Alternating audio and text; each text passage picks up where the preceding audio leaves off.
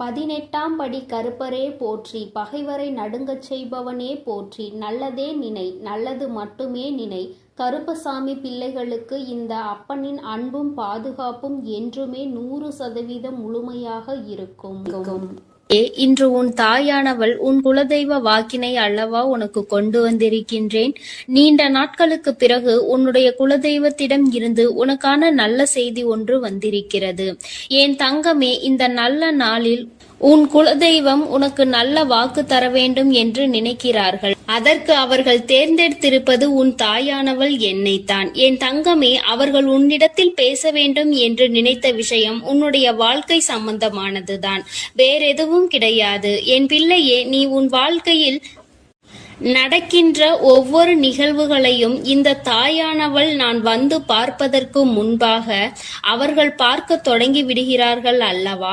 அவர்கள்தானே முதன்மையானவர்கள். நீ என்ன நிகழ்வுகளை இல்லத்தில் நடத்தினாலும், உன் வாழ்க்கையில் என்ன நடந்தாலும் அது யாருக்கு தெரிகின்றதோ இல்லையோ, உன்னுடைய குலதெய்வத்திற்கு சர்வ நிச்சயமாக தெரியும் என்பதில் எந்த ஒரு மாற்று கருத்தும் கிடையாது. இந்த தாயானவள் நானே உன் குலதெய்வத்திற்கு பின்னால் உன்னை காண வர முடியும் என்பதை நீ புரிந்து கொள்ள வேண்டும். உனக்கு என்ன கஷ்டம் வந்தாலும், உனக்கு என்ன பிரச்சனைகள் வந்தாலும், உன்னை தேடி முதலில் வருவது உன்னுடைய குலதெய்வம் என்பதில் எந்த ஒரு மாற்று கருத்தும் கிடையாது. என் தங்கமே, உன்னுடைய குலதெய்வம் உன் கஷ்டங்களை எல்லாம் முன்னின்று காண்கின்றார்கள். அவர்கள் தருகின்ற வாக்கினை ஒருபொழுதும் நீ தவறவிட்டு விடக்கூடாது. ஏனென்றால் என் பிள்ளையே, உன்னுடைய வாழ்க்கையில் நடக்க இருக்கின்ற எல்லா விஷயங்களையும் தெரிந்து வைத்திருப்பவர்கள் அவர்கள்தான். நிச்சயமாக உனக்கு அதற்கான நல்ல தீர்வினையும் கொண்டு வந்து சேர்ப்பார்கள் என்பதில் எந்த ஒரு சந்தேகமும் வேண்டாம். உன்னுடைய பிரச்சனைகளுக்கெல்லாம் முதலில் தீர்வு அவர்களிடம்தான் அதிகமாக இருக்கும். அவர்கள் சொல்கின்ற எல்லா விஷயங்களையும் உன் அம்மா நான் அப்படியே உன் வாழ்க்கையில் நடத்தி கொடுப்பேன். நான் தனித்து நின்று எதையும் உன் வாழ்க்கையில் செய்வது கிடையாது. உன் குலதெய்வத்திடம் இருந்து கருத்து கேட்டுதான் உன் வாழ்க்கையில் என்ன நடத்த வேண்டும் என்ற முடிவுகளை நான் எடுக்க முடியும். இது நாள் வரையிலும் உன் வாழ்க்கையில் நீ எத்தனையோ வேதனைகளை அனுபவித்திருப்பாய், எத்தனையோ கஷ்டங்களை கண்டிருக்கின்றாய், எத்தனையோ சோதனைகளையும் நீ கண்டிருக்கின்றாய். பல சோதனைகளை கண்டு இந்த வாழ்க்கையில் நீ வெற்றி பெறக்கூடிய சூழ்நிலையை இப்பொழுதுதான் உணர தொடங்கி இருக்கின்றாய்.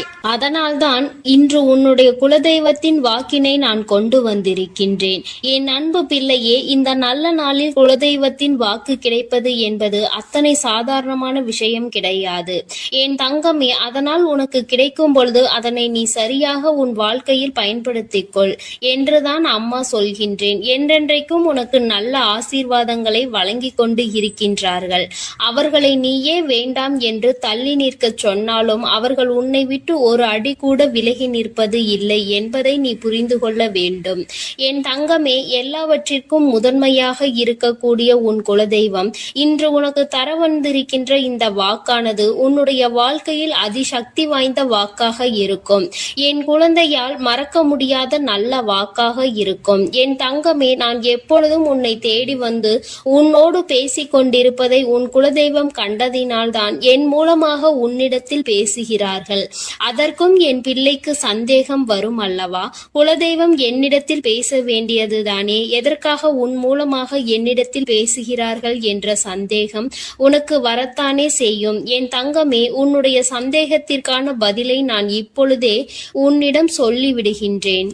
நீ என்னோடு அதிக அன்போடு இருப்பதனால் என் மூலமாக உன்னை காண வந்திருக்கின்றார்கள். அப்படியானால் ஒரே நேரத்தில் உன்னுடைய குலதெய்வத்தையும் உன்னுடைய இஷ்ட தெய்வத்தையும் கண்டுவிட்ட பலன் உனக்கு கிடைத்து விடும் அல்லவா?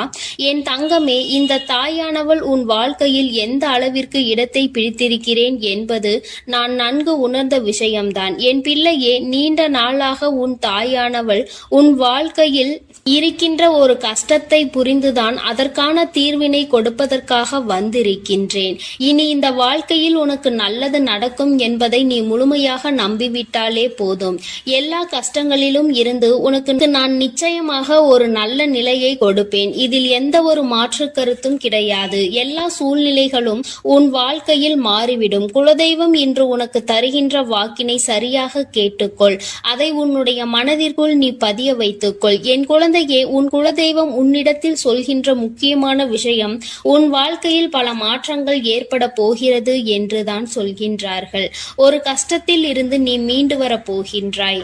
உன்னை கை நீட்டி பேசிய ஒருவர் உன்னிடத்தில் மன்னிப்பு கேட்கப் போகின்றார்.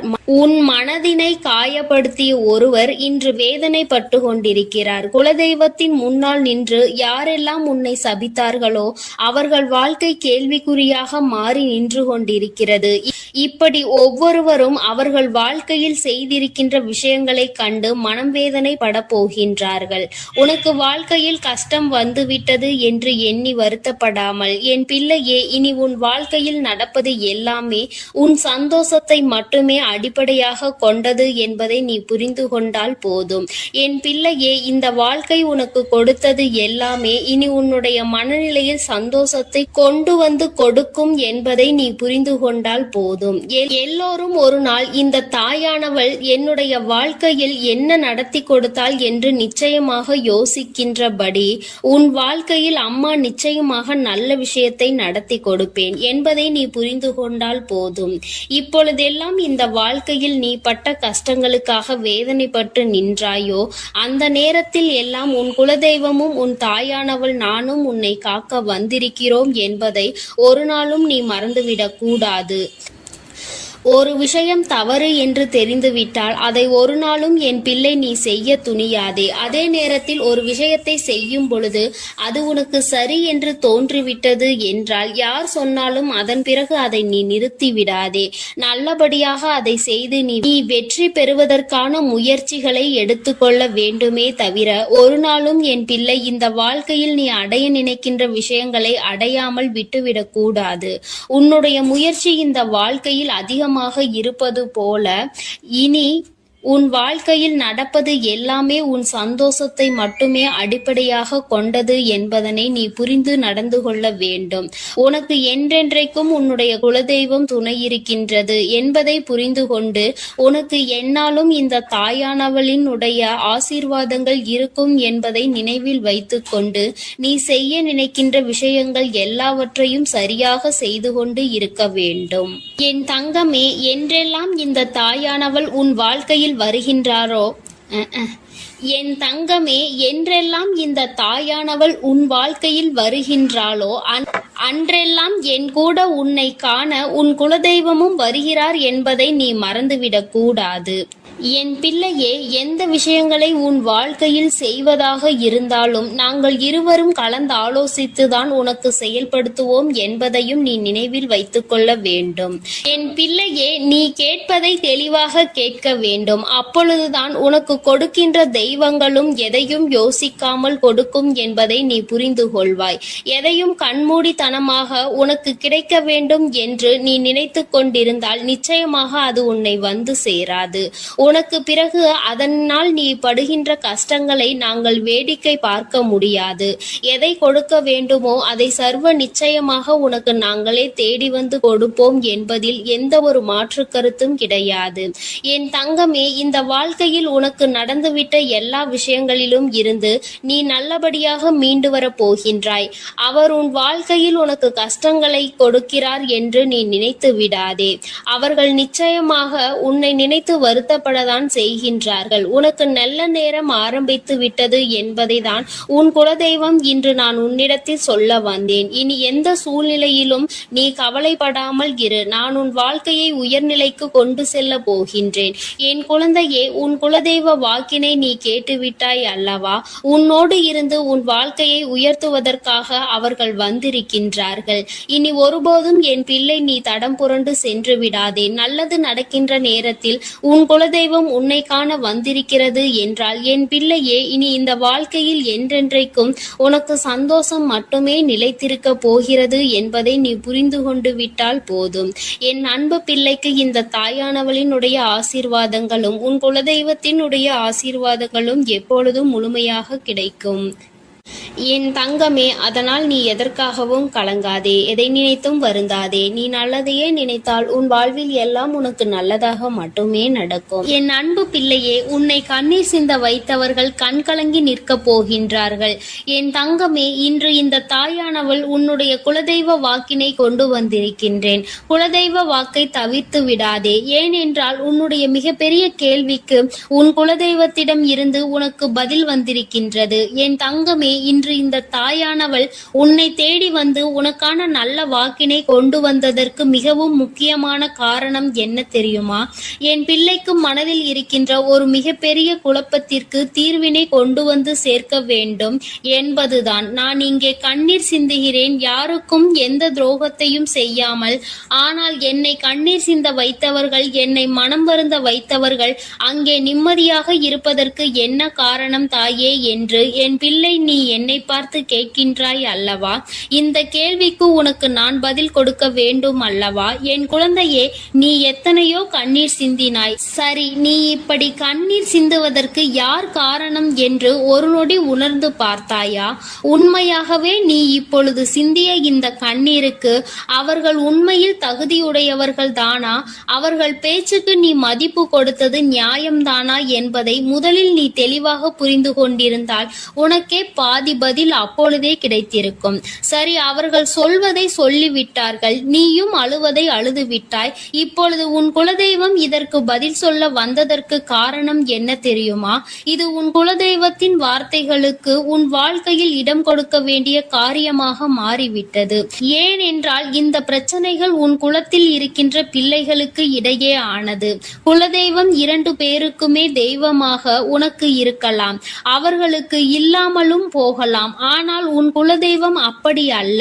இருவருக்குமே உன் குலதெய்வம் ஒன்று என்பதனால் இப்பொழுது அவர்கள் இதற்கு பதில் தர வேண்டிய கட்டாயம் வந்துவிட்டது. நீ சிந்திய கண்ணீர் அவர்கள் மனதை அல்லவா ரணமாக்கி விட்டது.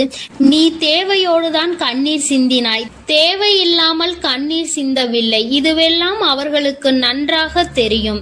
என் குழந்தையே, நீ தவறுகள் செய்திருந்தாலும் சரி, தவறுகள் செய்யாவிட்டாலும் சரி, அதற்கு என்ன விஷயங்கள் என்ன காரணங்களாக உன் வாழ்க்கையில் வந்தாலும் அதை நீ சரியான கோணத்தில் எதிர்கொண்டு இருக்க வேண்டுமே தவிர ஒருபொழுதும் அழுது உன்னுடைய நிலையில் இருந்து நீ இறங்கி வந்திருக்க கூடாது. என் குழந்தையே, நீயாகவே உன்னுடைய நிலையில் இருந்து இறங்கி வந்ததனால் இன்று உனக்கு இருக்கின்ற கஷ்டங்கள் ஏராளமாகிவிட்டது. நீ இந்த நிலையில் இருக்க வேண்டும் என்று எண்ணி அவர்கள் இந்த காரியங்களை செய்தார்கள். இப்பொழுது சந்தோஷமாக அவர்கள் இருக்கின்றார்கள். அவர்களுக்கு சந்தோஷத்தை கொடுத்துவிட்டு நீ இங்கே வேதனைப்பட்டு கொண்டிருக்கிறாய் என்றுதான் உன்னுடைய குலதெய்வம் சொல்கின்றார்கள். அது மட்டும் அல்லாமல் நீ இன்னமும் சில செயல்களை வேண்டாதவைகளாக செய்து கொண்டிருக்கிறாய் என்று அவர்கள் மனம் வருத்தப்படுகின்றார்கள். யாருக்கு என்ன பிரச்சனை என்றாலும் அதை இழுத்து உன் தலையில் போட்டுக்கொள்வதே மிகப்பெரிய வேதனைக்குரிய செயலாகும். அவர்கள் நினைக்கின்றார்கள், அடுத்தவர்கள் படுகின்ற கஷ்டங்களை பார்த்து மனம் இறங்குவதில் தவறில்லை. அதற்கு அவர்கள் உன்னிடத்தில் உதவிகள் கேட்டால் மட்டும்தானே செய்து கொடுக்க வேண்டும். மாறாக நீயாகவே உள்ளே நுழைந்து அவர்களுக்கு உதவுகிறேன் என்று சொல்லிவிட்டு நாளை உன்னுடைய கஷ்டங்களுக்கு யாரும் உனக்கு உதவிக்கு வராமல் நீ நிற்கும் பொழுது அது எத்தனை பெரிய வேதனையாக இருக்கும் என்பதை உன்னால் புரிந்து கொள்ள முடியும். அதற்காக கைமாறு கருதாமல் உதவி செய்ய வேண்டும் என்று சொல்லி இருக்கின்ற பொழுது நீ உதவிகளை செய்யக்கூடாது என்று சொல்கின்றேனே என்று என் பிள்ளை நீ நினைக்கலாம். என் தங்கமே, வாழ்க்கையில் இப்பொழுதெல்லாம் பல மாற்றங்கள் வந்துவிட்டது. முன்பு போல இப்பொழுது இருக்கின்றவர்கள் எல்லாம் இல்லை. ஒரு உதவியை செய், அதற்கு கைமாறு எதிர்பார்ப்பது மட்டும் அல்லாமல் அந்த உதவிகளை செய்தவர்களுக்கே குழி தோண்ட நினைப்பதுதானே இப்பொழுது இருக்கின்ற மனிதர்களின் மனநிலையாக இருந்து கொண்டிருக்கிறது. அடுத்தவர்கள் வாழ்க்கையில் கெடுதல் நினைக்க ஒருவரும் ஒரு அளவு கூட சிந்திப்பது கிடையாது. யாருக்கு வேண்டுமானாலும் என்ன வேண்டுமானாலும் செய்ய நினைக்கிறார்கள். அதனால் அவர்கள் நினைக்கின்ற விஷயங்கள் எல்லாம் சரிதான் என்று எல்லாவற்றையும் விட்டுவிடக் கூடாது என்றுதான் உன் குலதெய்வம் சொல்கின்றார்கள். வேண்டியவர்கள் வேண்டாதவர்கள் என்றெல்லாம் இப்பொழுது கிடையாது. உண்மையில் எவரினுடைய வார்த்தைகள் உனக்கு ஆறுதலையும் அன்பையும் கொடுக்கின்றதோ அவர்கள் மட்டுமே உனக்கு வேண்டிய யாருடையவர்கள், உனக்கு யாருடைய வார்த்தைகள் உனக்கு வேதனைகளை அதிகமாக கொடுக்கின்றதோ அவர்கள் உனக்கு வேண்டாதவர்கள். இப்பொழுதெல்லாம் இப்படிதான் உனக்கு இருக்கின்ற உறவுகளை கணிக்க வேண்டுமே தவிர ஒருபொழுதும் நீ உறவுகள் என்று எண்ணி தேவையில்லாத நட்புகளை வளர்த்து கொள்ளாதே. என் பிள்ளையே, தெரியாதவர்கள் கூட ஓடி வந்து உதவிகளை செய்து கொடுத்து விடுவார்கள். தெரிந்தவர்கள் இங்கே உதவிகளை செய்வது கிடையாது. தெரிந்தவர்கள் தான் அடுத்தவர்களுக்கு உதவிகளை செய்தால் எங்கே அவர்கள் வாழ்க்கையில் முன்னேற்றம் வந்துவிடுமோ என்று எண்ணி அதை செய்ய மறுக்கின்றார்கள். என் தங்கமே, இதையெல்லாம் இனிமேல் உன் வாழ்க்கையில் நடக்க இருக்கின்ற விஷயங்கள். அதனை உனக்கு புரிய வைக்க வேண்டும். அதன் பிறகாவது என் பிள்ளை இந்த வாழ்க்கையில் என்ன நடந்து கொண்டிருக்கிறது என்பதை புரிந்து கொண்டு அதற்கு ஏற்றது போல நீ வாழவும் தொடங்கி விடுவாய். இனியும் இந்த சூழ்நிலைகள் இப்படியே இருக்கும் என்றால் நீ உன்னுடைய மனநிலையில் மாற்றங்களை கொண்டு வர வேண்டும். நான் இப்படிதான் இருப்பேன், இப்படிதான் வேதனையை அனுபவிப்பேன் என்றால் யாராலும் உன்னை எதுவும் செய்துவிட முடியாது அல்லவா? உன்னுடைய குலதெய்வம் அதை தான் சொல்லி அங்கே வேதனைப்பட்டு கொண்டிருக்கின்றார்கள். அதனால் என் குழந்தையே, இனி ஒருபொழுதும் இந்த வாழ்க்கையில் உனக்கு கிடைத்த கஷ்டங்களை எண்ணி வேதனைப்படாமல் இனி உன்னுடைய வாழ்க்கையில் உன்னை தூக்கி நடத்துகின்ற தெய்வமாக நான் இருப்பேன் என்பதை நீ மனதில் வைத்து கொண்டு உனக்கு செய்கின்ற விஷயங்களை எல்லாம் பார்த்து நீ கணக்கில் எடுத்துக்கொள்ள வேண்டாம். யாரை விட்டுவிட வேண்டும் என்பது உன்னுடைய கையில் தான் இருக்கிறது. எல்லாவற்றிற்கும் மேலாக இந்த வாழ்க்கை உனக்கு கொடுக்க நினைத்த சோதனைகளை எல்லாம் நீ கடந்து வந்து யார் உன்னை அள வைத்தார்களோ அவர்கள் முன்னிலையில் நீ வாழ்ந்து காட்ட வேண்டும். உன் குலதெய்வம் இன்னொன்றையும் சொல்லி இருக்கின்றார்கள். உன்னை கண்ணீர் சிந்த வைத்தவர்கள் அங்கே மிகுந்த மனவேதனைக்கு ஆளாகி நிற்கப் போகின்றார்கள். அடுத்தவர்களுக்கு வேதனையை கொடுப்பதற்கு முன்பாக சற்று சிந்தித்து இருந்தால் இன்று அவர்கள் நல்ல நிலைக்கு வந்திருப்பார்கள். ஆனால் அவர்கள் இன்று உன் குலதெய்வத்தின் கையால் தண்டனை பெறுவதற்கு தயாராக நிற்கின்றார்கள். இனியாவது இந்த வாழ்க்கையை பற்றிய கவலை மற்றவர்கள் மீது செலுத்தாமல் உனக்கு நல்லபடியாக இருக்கும் என்பதை நீ மனதார நம்பிவிட்டால் போதும். எப்பொழுதுமே உனக்கு மன நிம்மதி கிடைக்கும். உன் குலதெய்வம் உனக்கு துணையாக இருக்கின்றது. உன் குலத்தில் இருக்கின்றவர்கள் தானே என்று அவர்கள் யாரையும் விட்டுவிடுவதில்லை. அவர்கள் தவறு செய்கின்றவர்களுக்கு தண்டனை என்ற ஒன்று எப்பொழுதும் கிடைத்தே தீரும் என்றுதான் சொல்கின்றார்கள்.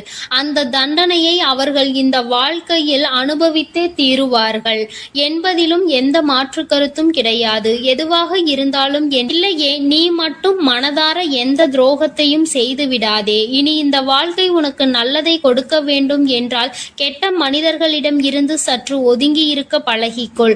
அவர்களை பற்றி தெளிவாக புரிந்து கொண்டு அவசரப்பட்டு நீ அழுது உன்னுடைய பலவீனத்தால் உன் சந்தோஷத்தை நீயே இழந்து விடாதே. என் அன்பு பிள்ளைக்கு இந்த தாயானவளினுடைய ஆசீர்வாதங்களும் உன் குலதெய்வத்தினுடைய ஆசீர்வாதங்களும் எப்பொழுதும் முழுமையாக கிடைக்கும். என் தங்கமே, அதனால் நீ எதற்காகவும் கலங்காதே, எதை நினைத்தும் வருந்தாதே. நீ நல்லதையே நினைத்தால் உன் வாழ்வில் எல்லாம் உனக்கு நல்லதாக மட்டுமே நடக்கும். என் அன்பு பிள்ளையே, இன்று உன்னுடைய குலதெய்வத்திடம் இருந்து ஒரு முக்கியமான செய்தியோடு வந்திருக்கிறேன். அவர் உன்னுடைய வாழ்க்கை சம்பந்தமான ஒரு செய்தியினை தான் கொண்டு வந்திருக்கிறார். என் தங்கமே, என் மூலமாக அதனை உனக்கு தெரிவிக்க வேண்டும் என்று அவர்கள் ஆசைப்படுகின்றார்கள். ஏனென்றால் இந்த வராகியாகிய என்னுடைய ஆசீர்வாதங்களும் என்னுடைய உதவியும் சேர்ந்து உனக்கு கிடைக்க வேண்டும் என்று அவர்கள் நினைக்கின்றார்கள். அதனால்தான் என் மூலமாக உனக்கு அதனை தெரிவிக்க நினைக்கின்றார்கள். என் குழந்தையே, உன்னுடைய வாழ்க்கை இன்றிருக்கின்ற சூழ்நிலையை பார்த்து அவர்கள் மிகுந்த மனவேதனை அடைகின்றார்கள். ஏனென்றால் தேவையில்லாத அர்த்தமில்லாத கோபங்களினால் உன்னுடைய வாழ்க்கை இன்று தலைகீழாக மாறி கிடக்கின்றது. உன்னுடைய உண்மையான அன்பினை ஏற்றுக்கொள்ள முடியாமல் அதற்கு மதிப்பு கொடுக்காமல் தேவையில்லாத கோபதாபங்களால் உன்னை பிரிந்து உன்னுடைய உறவுகள் இருந்து கொண்டிருக்கிறது. என் தங்கமே, உன்னுடைய குலதெய்வம் இவற்றையெல்லாம் பார்த்து கொண்டுதான் இருக்கிறது.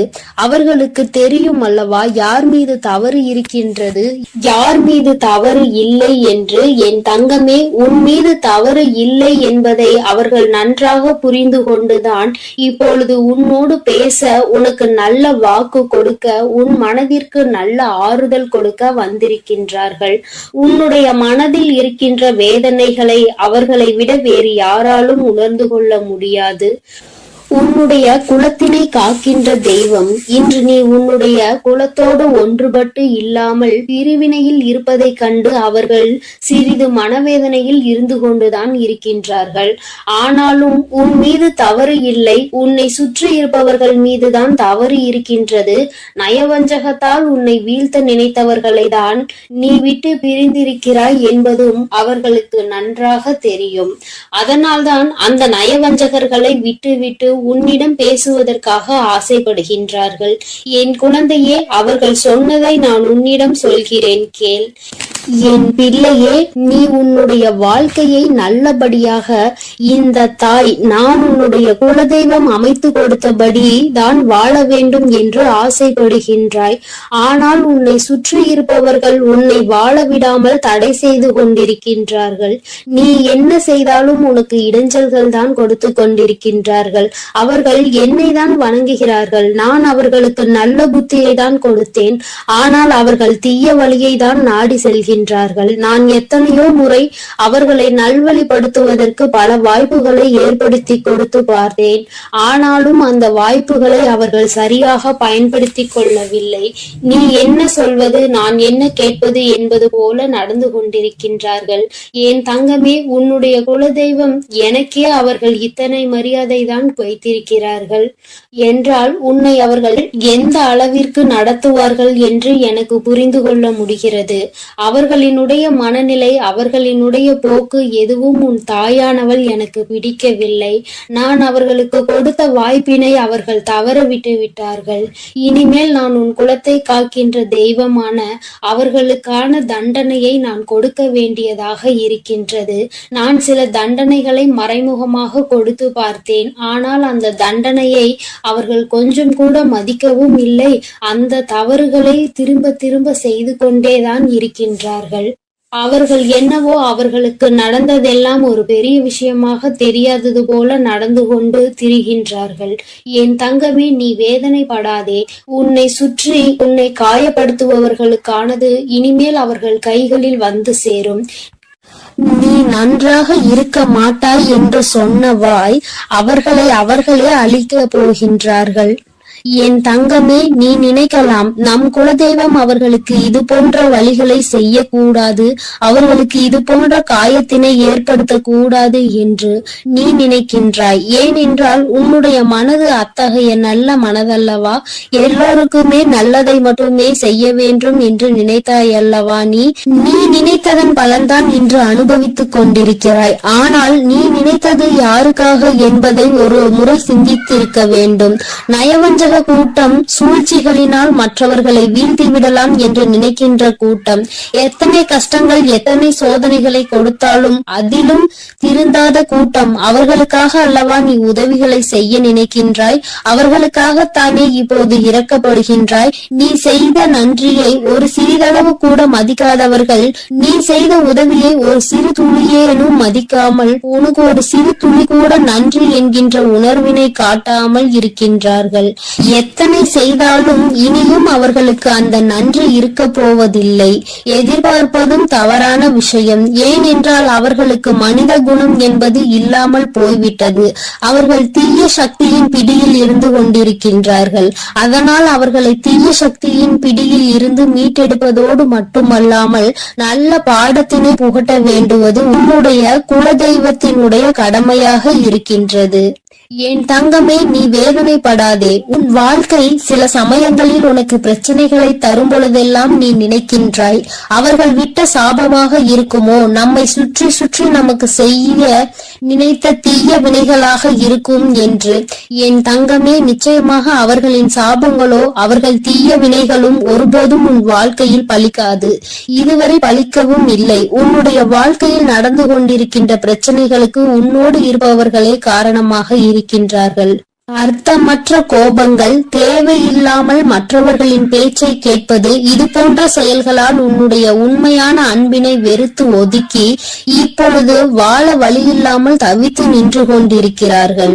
உன்னை பிரிந்தவர்கள் நன்றாக இருக்கின்றார்கள் என்று நீ ஒருபோதும் எண்ணி விடாதே. நான் என் குழந்தையை வேதனைப்படுத்தியவர்களுக்கு நிச்சயமாக சந்தோஷத்தினை ஒருபோதும் வழங்கிவிட மாட்டேன். அது எத்தனை பெரிய தவறு என்பதை அவர்கள் நிச்சயமாக உணரும் வரை இந்த தாயானவள் அவர்களுக்கு பாடத்தினை புகட்டி கொண்டுதான் இருப்பேன். என் குழந்தையே, உன்னுடைய குலதெய்வமான நான் இனிமேல் உன் வாழ்க்கையில் நடக்கின்ற பல நல்ல நிகழ்வுகளுக்கு பொறுப்பெடுத்துக் கொள்கிறேன். நீ சந்தோஷமான மனநிலைக்கு மாற போகின்றாய். உனக்கு தீங்கு செய்ய நினைத்தவர்கள் அதற்கான பலனை அனுபவிக்க போகின்றார்கள். உன்னை விட்டு பிரிந்த வாழ்க்கை மீண்டும் உன்னிடமே வந்து சேரப் போகின்றது. நீ உனக்கு யாரெல்லாம் நல்லது செய்யவில்லை, உன்னை பழிவாங்க வேண்டும் என்று நினைத்தார்கள், உனக்கு தீங்கு செய்ய வேண்டும் என்று நினைத்தார்கள் என்று நினைக்கிறாயோ, அவர்களை எல்லாம் நினைப்பதை முதலில் நிறுத்திவிடு. அவர்களை எல்லாம் ஒரு ஆளாக நீ மதிக்கவே வேண்டிய அவசியம் இல்லை. உன் முன்னால் வந்து நின்றால் கூட யாரோ என்று கடந்து சென்று கொண்டே இரு. ஒருபோதும் அவர்களினுடைய உறவை நீ ஒட்டி கொள்ள வேண்டும் என்று நினைக்க தேவையில்லை.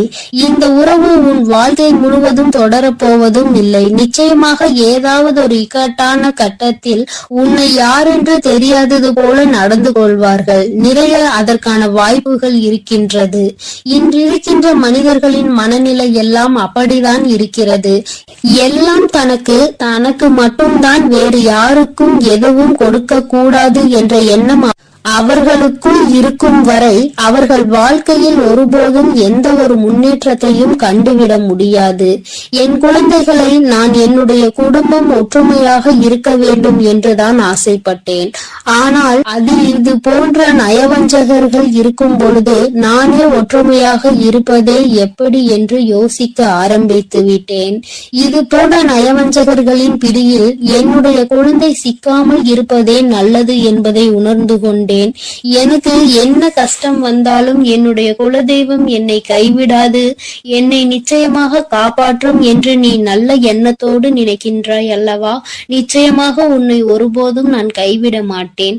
அதே சமயத்தில் உன் குடும்பத்திலேயே இருப்பவரே அவருக்கு நல்லது செய்வேன் என்று நினைத்து கொண்டு அவர் மனதில் எந்த ஒரு நல்ல எண்ணங்களும் இல்லாமல், நேர்மை என்பது துளி கூட இல்லாமல் செயல்களை செய்து கொண்டு இருக்கும் பொழுது ஒருபோதும் என்னுடைய ஆசிகள் அவர்களுக்கு கிடைக்காது. என் தங்கமே, உன்னுடைய குலதெய்வத்தினை வாக்கினை கேட்டாய் அல்லவா? ஒருபோதும் உனக்கு நயவஞ்சகத்தை செய்பவர்கள், உனக்கு துரோகத்தை செய்ய நினைப்பவர்களுக்கு அவர்கள் ஒருபோதும் துணை போகவும் மாட்டார்கள். அவர்களுக்கு எந்த ஒரு நல்ல விஷயங்களையும் செய்து கொடுக்கவும் மாட்டார்கள். உன்னுடைய உண்மையான பக்திக்கு நிச்சயமாக அவர்கள் நல்ல பலனை கொடுப்பார்கள். அதனால் நீ துரோகிகளை நினைத்து வருத்தப்படாதே, அவர்களை நினைத்து வேதனைப்படாதே. என்ன வேண்டுமானாலும் அவர்கள் செய்துவிட்டு போகட்டும். உன்னுடைய குலதெய்வத்தோடு இந்த வராகியும் உனக்காக எப்பொழுதும் நிற்கும் பொழுது நீ எதற்காகவும் வருந்த கூடாது.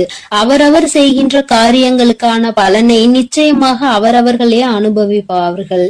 அவை எல்லாம் இனி உன் கண் முன்னே நிகழும் என்பதில் எந்த ஒரு மாற்று கருத்தும் கிடையாது.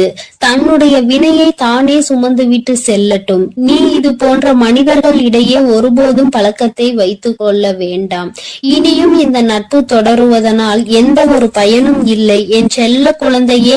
அதனால் நீ கவனமாக இரு. நானும் உன் குலதெய்வமும் எப்போதும் உன்னோடே இருக்கிறோம். நீ எதற்காகவும் கலங்கி நிற்க வேண்டாம். நான் உங்களோடு இருந்து உங்களை எப்பொழுதும் வழிநடத்தி சென்று கொண்டே.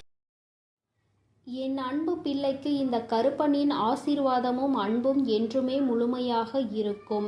வேண்டும் வரம் தருபவனே போற்றி, வேட்டை பிரியனே போற்றி போற்றி.